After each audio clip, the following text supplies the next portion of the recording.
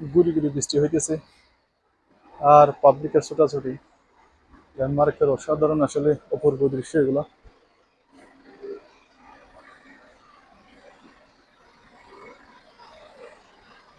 আসলে ডেনমার্কের পলিউশন নাই বললে চলে। যেমন দেখেন গাড়ি ঘোড়া অত্যাধুনিক গাড়ি, এবং দ্বিতীয় কথা হলো এখানকার বেশিরভাগ পাবলিক সার্কেল চালায়। এই কারণে আমাদের দেশের মতো এই দেশের মধ্যে পলিউশন একবারে কম।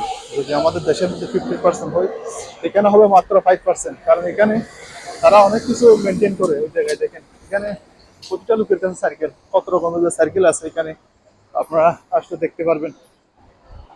আসলে অনেক সুন্দর একটা দেশ। এই কারণে মানুষই এত বেশি লাইক করে, মানুষ এত বেশি করে যে এটা আসলে ডেনমার্ক, কোপেনহেগেন বলেন, ডেনমার্কের পুরো এরিয়া বলেন, প্রতিটা জায়গায় সুন্দর আসলে। এই কারণে এই দেশের মানুষ এত সুখী, কারণ তাদের মধ্যে কোনো হানাহানি নেই, মারামারি নেই, তাদের মধ্যে দুর্নীতি নেই।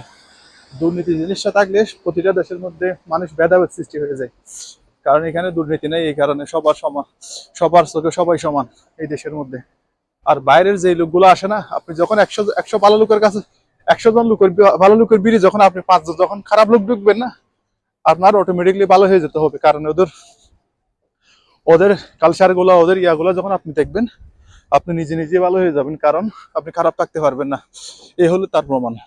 এখানে যদি খারাপ লোক আসলেও তাদের ভালো হয়ে যেতে হয়, কারণ এদের রুলস রেগুলেশন এত স্ট্রিক্ট।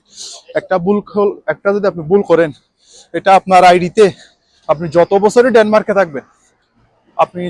ডেনমার্কে থাকবেন, ওই জিনিসটা ওখানে এন্ট্রি করা থাকে। সেই কারণে এখানে ইয়াতে ডেনমার্কে সাধারণত পাবলিকে এই কারণে ভুলগুলো করে না।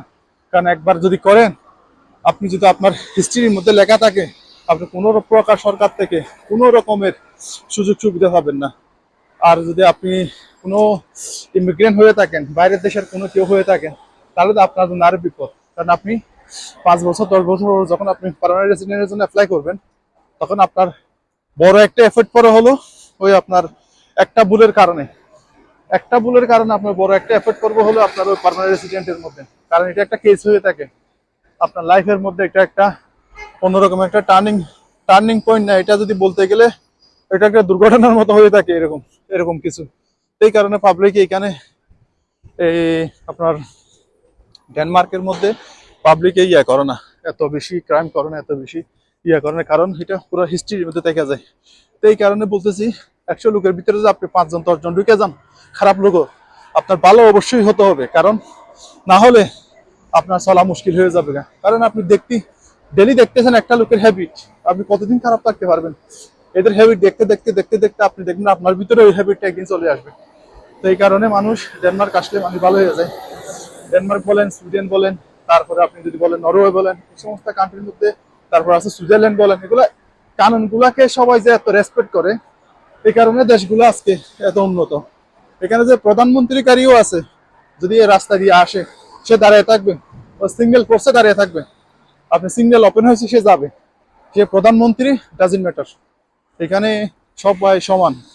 একটা সাধারণ জনগণ থেকে শুরু করে প্রাইম মিনিস্টার পর্যন্ত সব সমান। এখানে এখানে কোনো কেউ বড় ছোট নাই। এই কারণে আজকে দেশগুলো এত উন্নত, এত শান্তি এই দেশগুলোতে। এখানে কোনো ভেদাভেদ নাই, এই কারণে আজকে এদেরও এত উন্নত। আমাদের দুর্নীতির কারণে আমাদের দেশ ভেদাভেদ সৃষ্টি হয়েছে, বড় বড় লোক ছোট লোক হয়েছে। এই কারণে হলো মেন সমস্যাটা। যদি দুর্নীতি না থাকলে আমরাও আজকে এরকম পর্যায়ে চলে যেতে পারতাম।